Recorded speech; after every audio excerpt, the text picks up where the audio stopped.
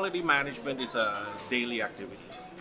You always have the opportunity to do a job well or poorly, to record accurately or inaccurately, and to do the best job you can, or to do a less than best job.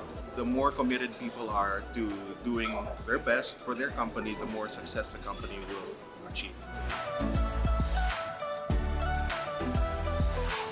I think the greatest challenge are the people, of course, because you need to convince them that the ISO can help them simplify things.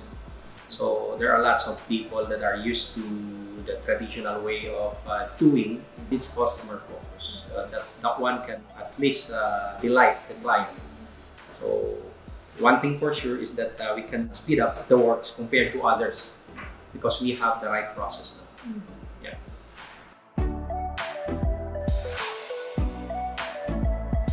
I am a shipmaster, I'm a master mariner, and we have this in the vessel is ISM, almost the same as this one. And this will help us ease all the work, the process, the system, then waste of time, waste of material. So it will help a lot, and the company will really save a lot of money. If even the managers are not there, so people there know already what they're going to do. They know already what are expected of them. Dito kasi sa Gensan, nandito ang fishing industry. Imbis na mag-acquire tayo ng mga vessels sa ibang bansa, we can create our own. Kahit locally made siya, pwede tayong makipagkompetensya sa mga gawa sa ibang bansa with the implementation of ISO.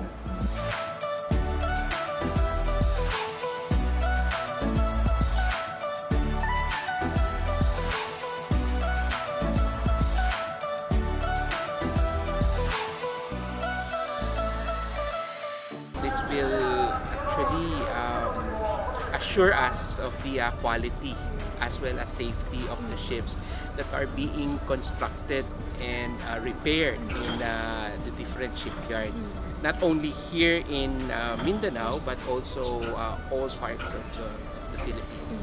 They should understand that this will improve also their business. More clients because they are ISO certified, and more safe ships in the country.